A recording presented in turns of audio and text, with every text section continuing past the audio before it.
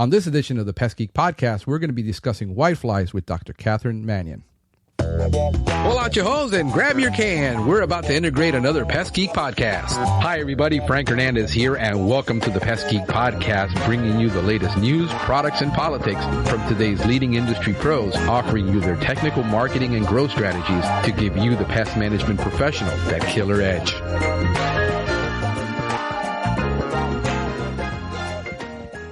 Hey, welcome to another edition of the Pest Geek Podcast. This is Frank Hernandez, your Pest Geek. I got on the phone with me Dr. Catherin Mannion. Dr. Catherin Mannion is a professor at the University of Florida Tropical Research and Education Center. It's the Department of Entomology and Nematology from the University of Florida. Her specialty is ornamental plant entomology, and she has a PhD from the University of Florida in Gainesville from entomology and nematology. Hey, welcome aboard, Dr. Mannion.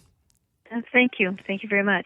Yeah, I got a lot of your material. By the way, I'm going to put this on record because that way nobody can ever tell me anything. But you are my favorite entomologist. I appreciate that. It's good to know. Yeah, actually, I've read most of what I know about whitefly. I've learned from reading everything that you've put out through the years. And my first experience with whitefly, which was a nightmare for me, was back in 2006. I was dealing with the whitefly on Goldman on Duranta, and that was just a nightmare in these cookie cutter communities trying to control whitefly. And I must have tried just about every chemical, and I couldn't get more than a couple of weeks of control in this type of environment with high pressures. And so I started doing a lot of research, and most of the material that was out there for me in the state of Florida was from you on whitefly. So I am very familiar with a lot of your work, and I do appreciate it. I wanted to talk about, because whiteflies for some people does become a huge problem, and for PMPs, especially those that only deal with general household pests, and they're starting to get involved in doing spraying for whiteflies or general spraying, and this also becomes a nightmare the same way it was for me. I wanted to talk about what a whitefly is, because if you've never experienced it or you haven't gotten involved with it, you start making a lot of mistakes very quickly with whiteflies. And explain to us, what is a whitefly? Because it's and does the family and the order for a PMP, does that really matter to understand that? Yeah. Well, I would say first and foremost is that whiteflies are not flies, even though that's what we call them. And if somebody refers to them, just as a fly, then I know that they may not have a good understanding of what they're dealing with. They're not even related. They're not in the same group at all. So you don't ever want to treat them like flies or do any kind of pesticides that are registered for flies. A whitefly is actually more closely related to things like aphids, mealybugs, scale insects, things along that line, and how they feed and all that is in that group that I just mentioned, but nothing like what a regular fly would do. So that's why when you see the word whitefly, it's written as one word, because it's not actually a true fly by any means, not even closely related. So yeah, that's very important, because when you're looking at a lot of data, especially people writing dissertations on them and information that you're reading.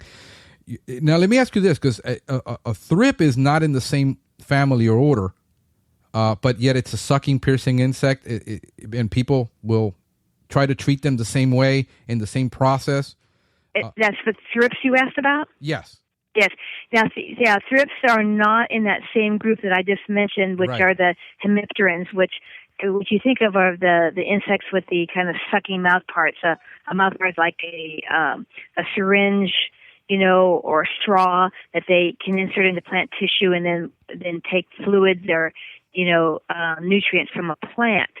Now, thrips are a little different because they do have that same sort of mouth part in that, but they also kind of have a mandible or a tooth-like structure where they can scrape and do damage that way. So although they do have some of that same capability of feeding in a similar way, they are not considered a hemipteran. Okay. They're not considered a true sucking insect. Gotcha. Okay, yeah, because I noticed that they're not in the same order, they're not in the same family, and I was wondering. And the insecticides are often different. Many of the insecticides you would use for many of your hemipterans, your aphids, whiteflies, scales, mealybugs, things like that, would not necessarily work very well on thrips. Right. Yeah. I've had that experience, so that's why I brought up the question, and I wanted to make sure. They cause damage by sucking on what part of the plant? Where do they cause damage to the plant in the case of whiteflies?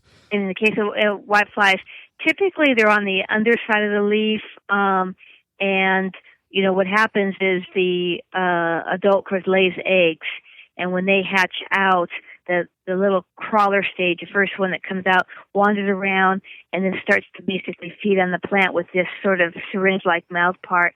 So they're almost like a sewing machine, if you will. They can put that mouth part down in there and remove nutrients. And that's why when you get a lot of whiteflies, with certain ones particularly, you get sort of a silvery appearance on the leaves sometimes, because they're removing chlorophyll and other nutrients from the plant, and you get these sort of whitened or silvery areas. But they will feed on basically on all parts of the plant, or can feed, and it just depends on the whitefly. Gotcha. But many of them are often on the underside of the leaves, is where they start out. Gotcha. So they can, in the case of some whiteflies, they can feed on stem part of the plant, or they can't. I'm sorry. Say that again. On the stem part of the plant, or I don't know that you actually have a lot of for whiteflies particularly. I don't recall that you have them really feeding on the stem. They tend to be on the leaves. Unlike something like aphids, where you could see them on the leaves or on stems. Gotcha. Okay, and also like on in the case of scale, which we know they can feed on the stem or the leaves. So the whitefly leaves, flowers, wood, and again it goes to within these groups to the particular species, that you would have maybe a particular species of scale, for example, that feeds on the leaves, and it's only on the leaves, and you have others that feed on the wood. Part of the plant. Some will do both. Some will move back and forth. It really depends. So, some of these will attack fruit. Some will attack flowers. Again, it depends on the particular species. Gotcha. So in the case of whitefly, you're mainly going to find them on the leaf part, and mainly on the underside of the leaf part if you're looking for them. Yes. Okay. Yes. All right. Now, in the case of do the adults cause any damage, or just the in the nymph stage? Yeah. No, the adults are feeding as well, so they have that same type of mouth part. So they are causing damage, but with some of the species, the adult is not, doesn't live very long. Mm-hmm. So when you just look at the entire life cycle, the other stages are probably feeding more and thereby maybe causing more damage. But again, it depends on the species. But yeah, the adults are feeding as well, so they're doing that same thing, inserting that piercing mouth part into the leaf tissue and removing nutrients. Right. Since you touched on the life cycle, let's get into that, because in the case of a whitefly, they can lay many eggs many times in their life cycle, and their life cycles are not really that long. Can you, in general? Yeah, that's correct. I would say probably for most whiteflies, you're usually looking at a couple of weeks to a month, maybe. And again, it will vary with species. Mm-hmm. So you're right; the life cycles aren't very long. But again, they can lay their eggs on the leaves. Sometimes they lay them in patterns with certain groups, like in spiral patterns. Mm-hmm. Sometimes they cover them in waxy substances, or sometimes they're just bare. And many of the eggs they're actually attached to the leaf. And then of course once those hatch, you have the first stage, and they go through a couple of feeding stages. And probably that first stage, people might say it resembles maybe even something like a mite. I mean, in size, it's quite small, so it can be difficult to see. And as they feed, they start to get and they molt, get a little bit larger and a little more visible, depending on the whitefly. again, how visible they become, because some of these stages can be quite flat and quite transparent, which makes it difficult to see them. But then again, as they get older, they plump up a little easier to see, and often you can start to see the eyes of the insect. But it isn't until they, pupate to an adult where they get their wings, and can fly. Right. So the identification for a lot of people in the field, in the case of identification in the field, it's going to be, unless they're carrying around some type of magnifying equipment to be able to identify most whiteflies. How would they? They're probably not going to be able to identify the type of whitefly. Right. They should be able to identify that it is a whitefly. It's at the adult stage, particularly. Gotcha. I mean, they are small insects. There are some that tend to be a little larger than others, but they resemble a small moth. And those are, visible with the naked eye, with those, in general, and you can see them flying. Now, people might confuse them with gnats or things like that, but they have the white wings, and again, can look a little bit like a little tiny moth. Again, not related to moths at all.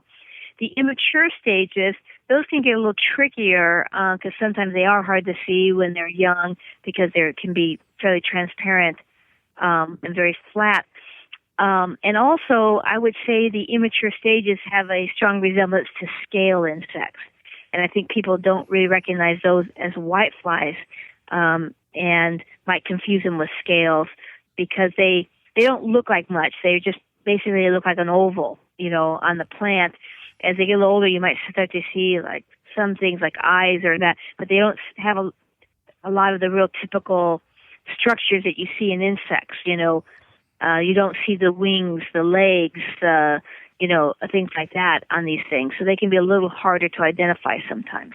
Yeah, they're I've got pictures of them in 7 different lot of stages, and I can see the difference. But in the field, unless I brought it into my brought it in a lab and I looked at it under a microscope, I wouldn't be able to ID all that. But the key, most of the times I'm able to ID it with the molt casings, the empty molt casings, especially in the case of ficus whitefly. Others in like Duranta, the whitefly, it's different and it's a totally different looking casing. Is there anything like to look for particularly to identify in whatever type of whitefly there is, anything that's they have anything they have in common other than the whitefly itself? Because obviously you would see the whitefly flying around at that point. That would be really difficult. The only thing that you would maybe be able to do is there are some, like a group of whiteflies that are the spiraling whiteflies, for example. And they all lay their eggs in a certain pattern, and they tend to produce a lot of this white, waxy material. So if you're seeing a lot of that and the pattern of eggs, you can pretty well guess you have one of those types of whiteflies. But because we have a couple different ones, you can't automatically assume it's one versus the other without further identification. So it's a little bit difficult. And in the case of like ficus whitefly, you're right. The pupil case does stick on the leaf for quite a while, becomes pretty evident. And so it's usually the other information that clues you in as well. So you see a lot of those and you're on ficus and you happen to know that there's a particular problem with this whitefly that attacks ficus. And so it's kind of putting all the facts together that can lean you towards a particular whitefly. But truly without, really looking at them more closely, you can't really identify exactly what you have. Yeah, I was able to have all 3 experiences with Duranta first, then ficus, and then the spiraling whitefly. And all of a sudden I'm in Doral and I'm looking at these trees going, what is up with these gumbo limbo trees for the first time? And I called Henry up at the extension service and said, hey, we having any problems with new insects? Because I just saw this white stuff all over gumbo limbo. And it is totally different. I mean, it was very tough for me to look at one and say, oh, this is a whitefly, this is a whitefly, and this is a whitefly. And yet they're all 3, the way they do their eggs and the casings are totally different. So the idea would be to look for a whitefly. Yeah. And the other thing is the this idea, this white waxy stuff that you see. Whiteflies are not the only ones to do that. First off, Yes. all whiteflies don't do that. Only certain ones. Gotcha. And then there are other insects that also produce waxy substances like that. So you can't, if you see the white stuff, you can't assume it's a white fly. It may be an aphid, for example. There's other insects that do that. So that's the other thing to be careful about. Yeah. So it's a little tough for guys in the field getting their training if they're, unless they're actually exposed to it, for them to get regular training on something like this if they're dealing in ornamentals. If they get a little bit of training or do a little bit of research on their own, I think that they should be able to at least, you recognize if they have, potentially have a white fly issue.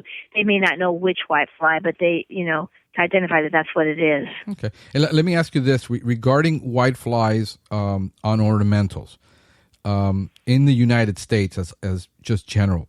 Are they tend to be more in the southern hemisphere of the United States, or is it widespread in different on ornamentals? Because I know we have them on different crops, tomatoes, potato, but in ornamentals specifically. Well, in some of those whiteflies that attack the other crops, also do attack ornamentals. Gotcha. But I would say in general, in the southern tier of the United States, you do probably have a little bit more insect pressure in general, and that would include the whiteflies and diversity. As you get more tropical, you see more diversity of insects, and then we tend to get more of the new invaders that are coming in from other places. So in that sense, we do tend to have more problems on many of our crops, but particularly the ornamentals. Many of these insects come in on ornamentals. So I would say that we, in general, that's true. Plus, a lot of these insects, don't tolerate the really cold temperatures. So when you start going further north, they have less problems. Throughout the year. Now, they may have problems in their summer times or have problems in greenhouses. Mm-hmm. And when people are growing ornamentals in greenhouses in the north, for example, they could have very serious whitefly problems. Yeah. So overwintering for whiteflies is not as common, as far as how does well, they don't overwinter. They don't. They do not overwinter. No. Now, and most of the species that we deal with tend to be more tropical, subtropical species, but that's not to say that they don't have whiteflies in the north. They do. Gotcha. But I would say, many of the insects during the winters, if you're up in the north, don't do well in those kind of winters in general. And then so they're always looking at their, spring and summer, and early fall as their times to treat and do different things, and when they see most of their pests. Yeah. Where we kind of have, especially here in Florida, particularly South Florida, we have these pests year round. Mm-hmm. But one thing in the north, they might have, or we may have the same pests, and they may have just a lot fewer generations of these pests, or we might, here because they never die off, and they go through development faster, we have more generations. Yeah, because I noticed temperature has a lot to do with it. When the temperature are a certain point, they tend the eggs will have more hatchings than when the temperatures are lower. Is that the observation? Yes, that's correct. And you have something like, whiteflies are probably worldwide are, an enormous problem on all kinds of crops. And so they're all over the world in cold and warm places. The Bemisia species, for example, a huge problem on many different things. Yeah. But a lot of times, again, when they're in the cold, their problems may be more in greenhouses. Right. Yeah. Speaking about the Bemisia type, I know there's a big problem with the biotypes. In the issue with the Bemisia species on ornamentals and the issue with the biotypes and the resistance with Q and B, can you touch on that for a little bit? Yeah, just a little bit, because I really don't work with that Gotcha. species and that, but yeah, and there are differences in the biotypes, and particularly when it comes to management of them. So it's critically important that you know what you're dealing with, and this would fall more into people that are in production situations. Gotcha. And a little bit less in the landscape. And knowing the difference, and there's no way to know the difference without genetic testing. So you have to have samples sent off to check. But basically what happens is they have the media and they're trying to control them and nothing's working. And that starts to be a clue that you could have the Q biotype, which is the completely resistant biotype. And then you probably have to bring in, get involved with somebody through extension or the university to help with that from there on to figure out what your situation is. But yeah, it's a huge issue because it pretty much you have species out there that can be very difficult to control, and you don't want those particular ones. You don't want our management to create even a worse situation, than managing the whiteflies. Right. But those issues are probably a little more important in the production. Not to say that you can't have Bamesia problems in the landscape, you can, but those those resistance issues tend to be more prominent in the production situation. Right, whether it's agriculture or in nursery and growing environment. Yes. Okay. Now, do we have the potential with a lot of the whiteflies that we do have in getting that type of resistance in the ornamental landscape with the whitefly, with the some of the ones that I experienced? I'm even seeing some whiteflies which don't cause a lot of damage, but on the what is it, the Arbicola variety, which are very tough. I get some scale and I see some whitefly on them, but it doesn't cause too much damage. Do we have the potential to have the same biotype problem with all these, or what we have with the Bamesia? Resistance is an important issue and always should be in the back of our minds because you can have sort of set up for the perfect storm, if you will. And there are some groups of insects that tend to be more prone to developing resistance, and whiteflies is one of them. And when you have a lot of repeated use or misuse of products, they can develop resistance. Again, this tends to be most prevalent in the production situation, and a lot less in the landscape, because in the landscape situation, you tend to always have some whiteflies in this case that are coming from somewhere else that haven't been sprayed. And so you always have these individuals that haven't had that same exposure to the ones that maybe are getting some sort of repeat spray on that. But it can happen. It's possible. And, when we're using a lot of the same insecticides, there is that potential.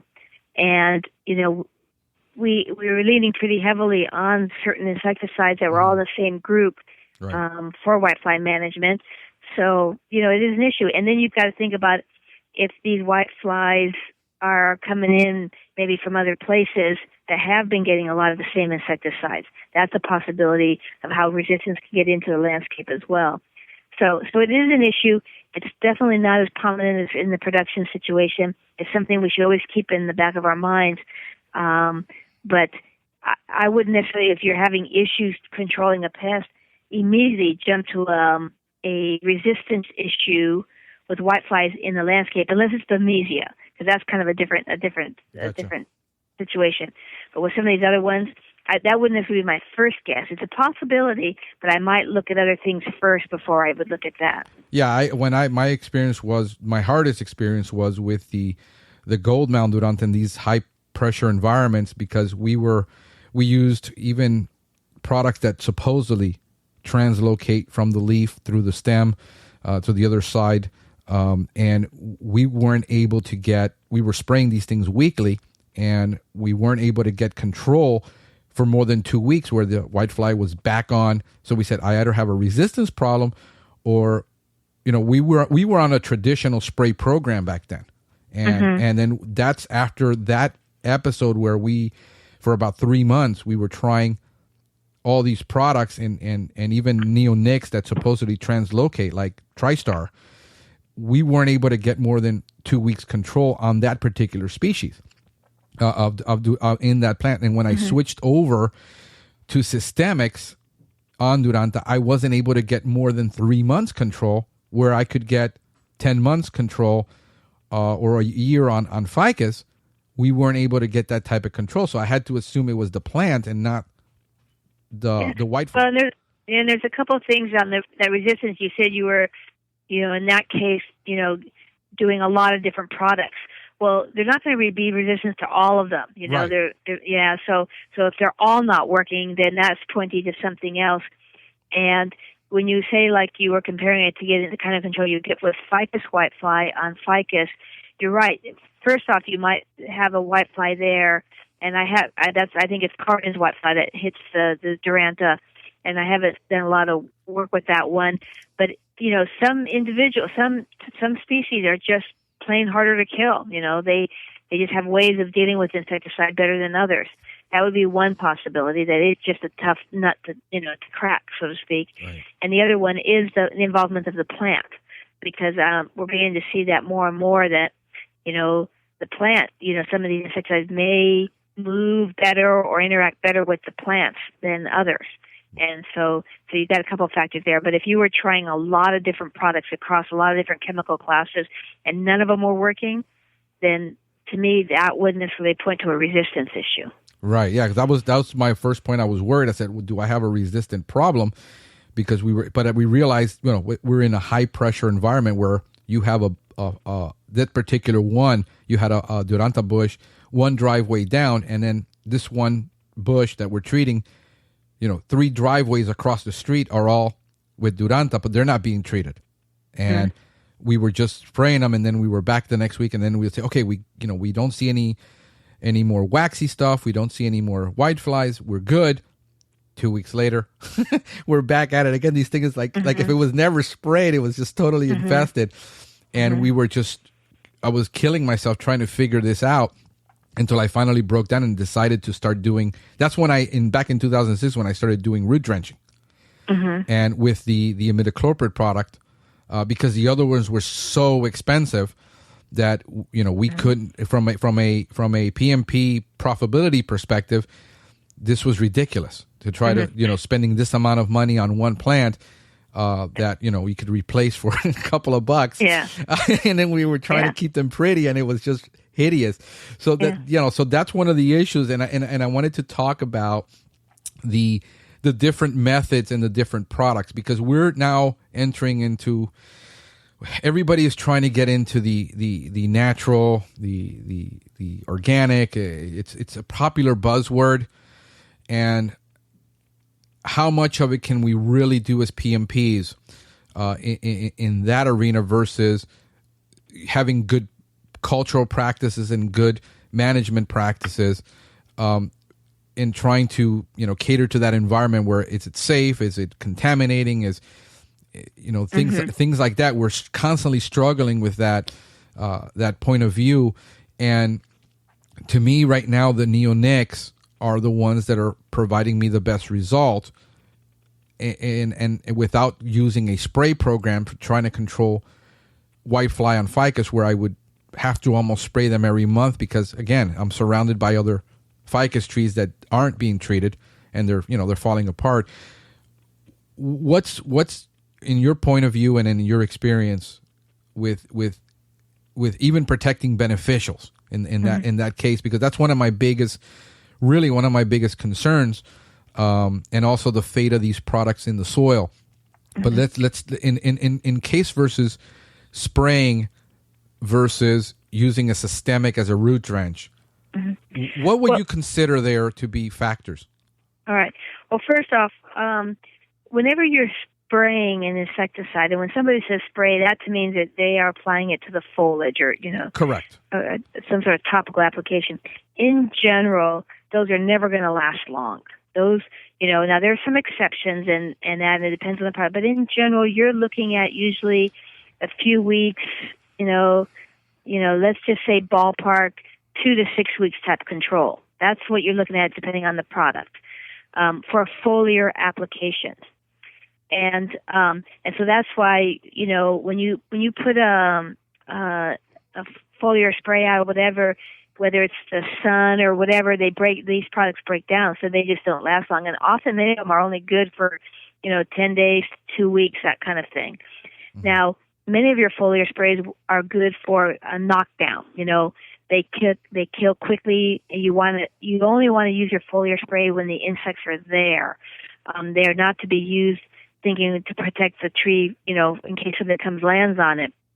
This is for your knockdown, and that's what they often do. And so sometimes when things are really bad, to come in with a knockdown. But what you don't want to do is have to have to come in all the time to do this foliar spraying, this continued knockdown, time after time after time. For one reason is that, again, you're using this, having to use a lot of spray, and you get drift, and you get some other problems with that. But also, that method of application is the application that probably most exposes your natural enemies, the ones you don't want to kill. Right. So if it's something that tends to be toxic to a wide variety of insects, it's likely going to kill your natural enemies because you're going to hit them in this kind of foliar spray. So then you have your products that are systemic, and mostly for the ornamentals we're discussing are the neonicotinoids, and there's 5 active ingredients that are used in ornamentals, and they're under different product names, and the oldest one being imidacloprid is actually even gone generic, so it has many different trade names. Right. Now, you can actually apply those products as a foliar spray, but you're not going to get the long-term control because, again, they are sensitive to the UV light and they break down. And the one kind of exception to that is TriStar, which you mentioned, right, which is acetamiprid. It is a little bit more stable in the sunlight, so you can get some longer-lasting results with that one as a foliar spray. But to get the systemic activity of any of those products, they need to be applied in a way to allow that systemic action to happen, which is an upward movement. So that means they have to be applied either in the ground or to the trunk if you're talking like a tree, because then they go inside the tree and it moves up into the foliage, and then it moves around. Once the insect is in the foliage, it doesn't come back out and then move horizontal and go to the other one, or it doesn't move down. That people might think that they could put it in the leaves, for example, and it's moving down. It doesn't do that. Right. It only is that upward movement. And then that's why you get that longer-term control, because you sort of get this sort of movement into leaves, and as new leaves come out, they kind of then take up some of that insecticide.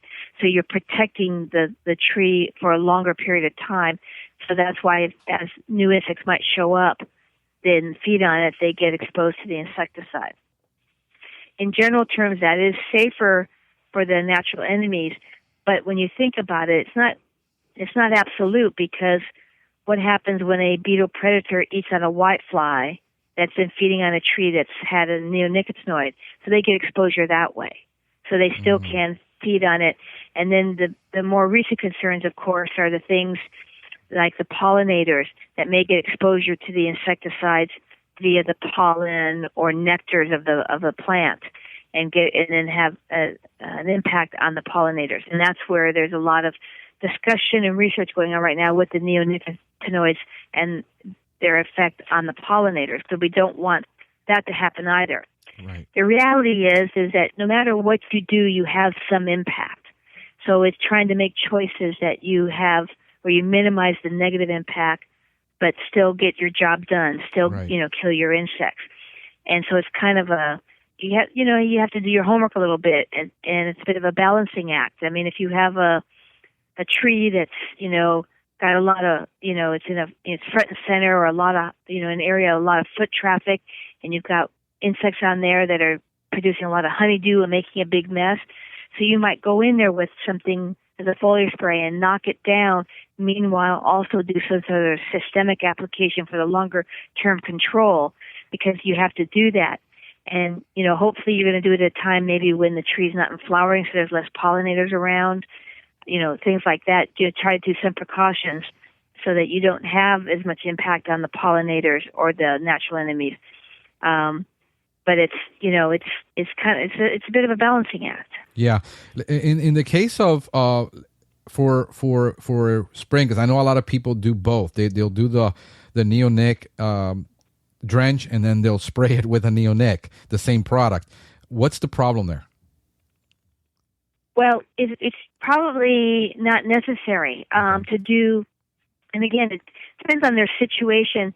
But especially on the neonic, if they're spraying it on the leaves and putting it in the ground. And by the way, if they're spraying it on the leaves and it's just kind of running into the ground, they may not be getting sufficient amount into the ground. Mm-hmm.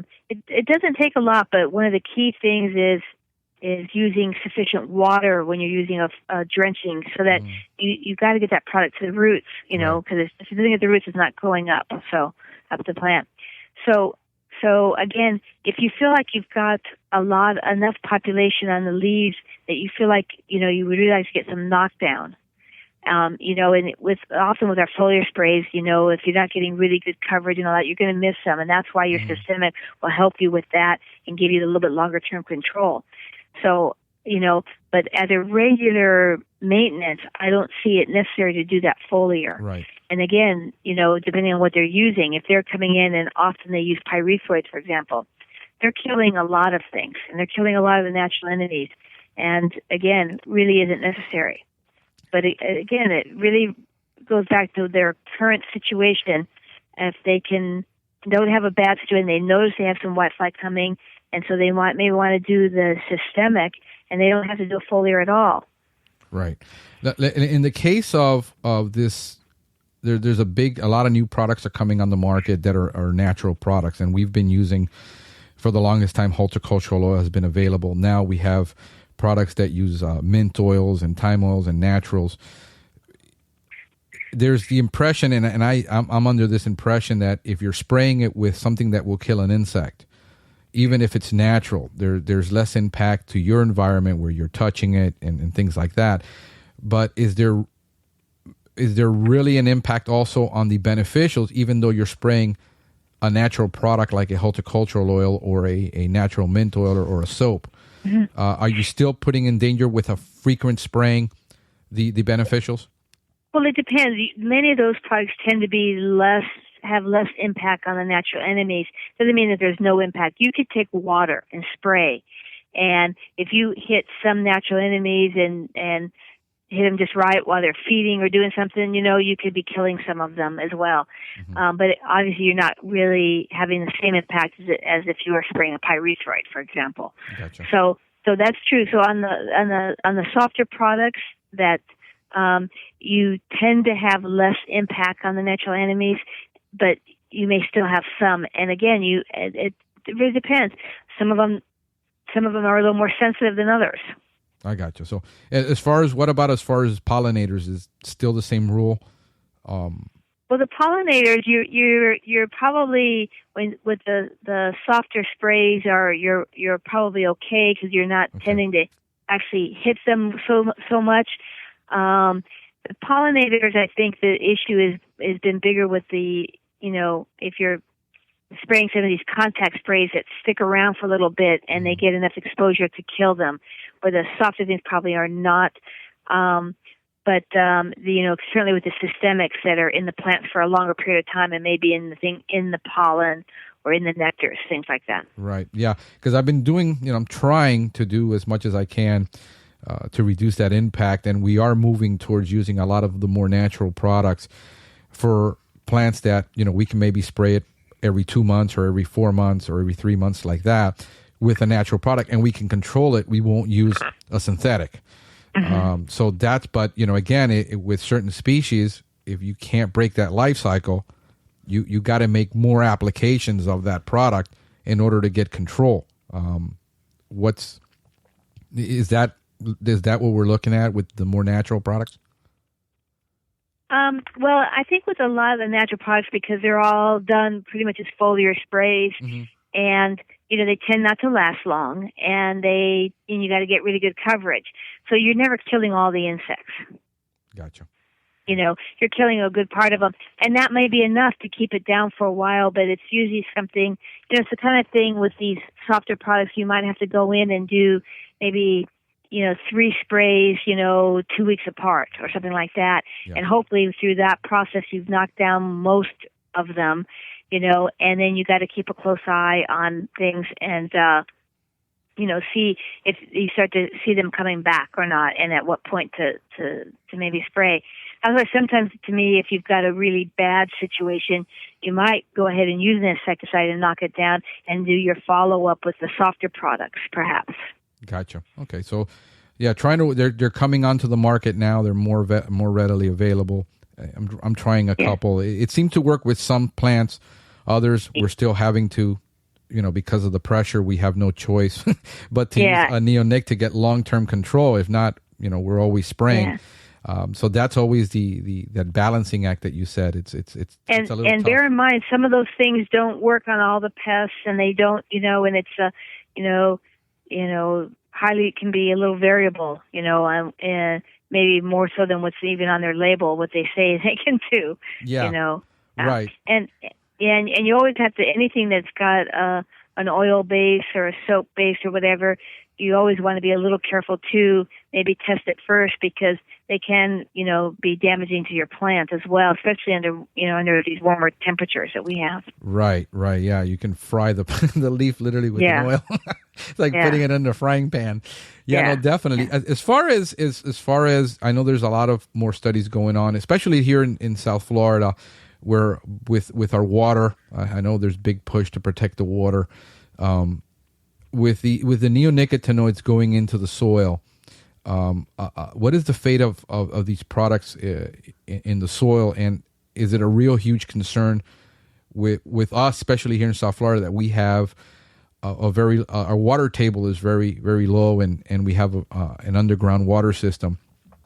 What's going on with that kind of study? Yeah. Anything we put in the ground, we should always be, aware that's a potential problem because of our water tables, particularly. But yes, and there have been some places where some of these things have been found in water. So that goes to the, using these products in the most appropriate way, and using them the way that they directed on the label. They do tend to tie up. For example, on these neonics, we recommend that you're putting it fairly close to the tree, the trunk of the tree, for example, around the tree, and they do tie up, fairly good around there. But it just goes to, point out, you don't want to use a lot more than you're supposed to use. You use the recommended rate, and you apply it the way it's recommended to apply, so that you decrease your risk of it getting to where it shouldn't be, to non-point sources.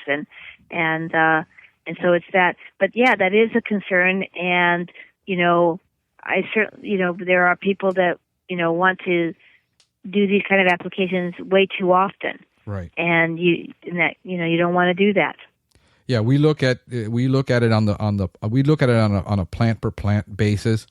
We've had a terrible time trying to do it with gumbo limbo, where we can't get it to do one thing one time and then another thing another time. But in the case you mentioned, that there's always this dilemma of whether we should put it out all the way to the feeder roots, to the drip line. You said put it more closely to the trunk with the neonics. There's no need to really go out, on the tree that's, go out to feeder roots or go out far away from that trunk to apply it. Yeah, that's correct. Okay. And there's been a lot of work done on this, and it always comes up in many of the workshops that we do, that people want to, bring it out further, or maybe even to the canopy line or something. But no, you can stay within a foot or two of that trunk and just do it in that area there. That's all you need to do. And that's so what a basal drench is, correct? Yeah. They call it, the way I've heard basal is the basal bark spray. Gotcha. Which is an actual bark with trunk spray. Mm-hmm. But then the soil drench is, and that's within just a few feet of the trunk. You just stay right in that area there, and that's good enough. That's sufficient. Okay, excellent. Yes, yeah. And the gumbo limbo story, I think there is something different about the physiology of that plant, because we do, more so than any other tree I've seen down here, get such mixed results on many of our insecticides. So I don't know what it is about that tree, but I've seen it where you can take, for example, a neonicotinoid and get excellent results on one tree and almost no results on another tree, and everything in between. And it seems to go across. It doesn't matter the type of application, or the amount or whatever. It's just something about that tree, I think. Yeah, it's been I thank God that we had the that parasitic wasp that actually has help bring down that population. Because if not, we try to be applying, at least every 3 to 4 months, trying to get control on that tree, and especially with the palm trees that we had effect on that too. And so I've seen that without any spraying, without any treatment, the population is drastically down to the point where that's on the regrowth spiraling whitefly. And, yes, and that's how it should be for most people now. Although you see it does come back, so you still have to keep an eye on it. Right. But the parasites also come back. So, and again, if you're caught in a position where the tree is in an area where it's got a lot of foot traffic around, or you can't wait for those parasites to come back a second time, you may have to treat, in the meantime. But hopefully with a lot of them, you don't have to do that, because the parasites will come back.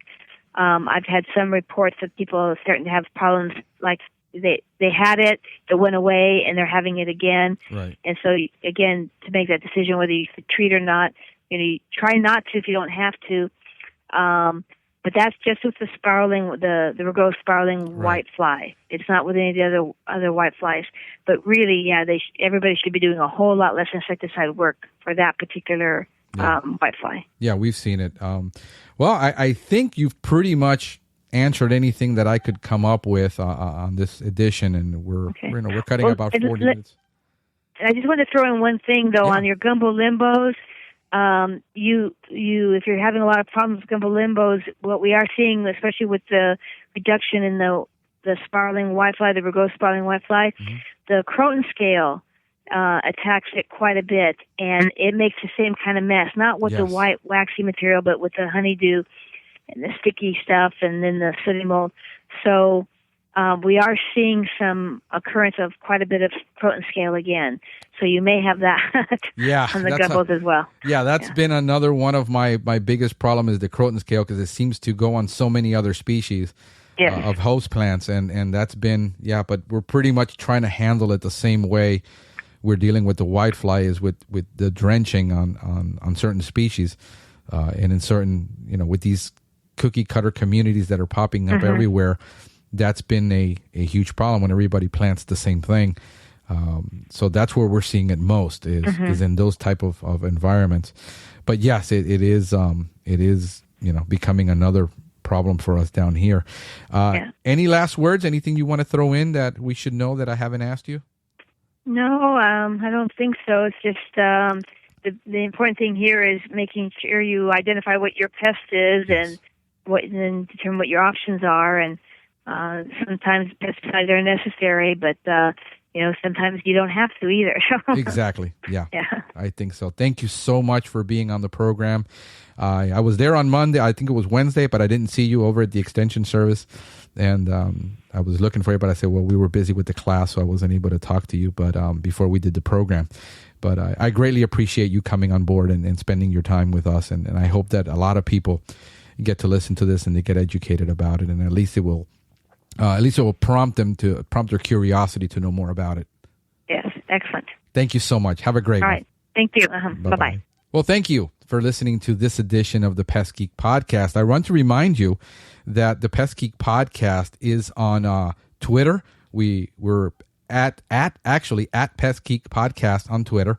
And there we have a news feed, and we have all kinds of information available to you that we're putting out from our website and also from different sources from all over the pest management world, PCT Magazine, Entomology Today, and many other sources that you can look for current news from different IPM sources from north, south, east, and west, all over the country. And we're even bringing some stuff in from international to keep you informed of what's going on the international front. Also, you can visit our podcast, pestgeekpodcast.com. And there we have a new section also for tools and tips that we're doing with different types of tools that we're looking at that are really neat, and you might want to look at some of those for your pest management business. And we're also doing, we also have our phone number that you can call in from anywhere. But if you rather send an email, you can do the email thing with us. Send it to me to Franklin at pestgeekpodcast.com. If you want your comment or question on the air on the podcast, you can call 707-395-7378, and that is available 24 hours a day, 7 days a week. You can leave your name, the name of your company or business, and your comment or question, and we can probably play it on the air for one of our podcasts. We would greatly appreciate your feedback and your comments on what it is that we're doing here, and if this is benefiting you. We've already gotten some positive feedback from a lot of people that are enjoying the podcast, and we greatly appreciate that. Well, until next time, folks, this has been the Pest Geek Podcast. See you next time. Thank you for listening to the Pest Geek Podcast. If you have enjoyed the Pest Geek Podcast, please give us a rating, write a review, or subscribe to the channel. You can join the Pest Geek Society by visiting PestGeekPodcast.com. Thank you for listening. See you next time.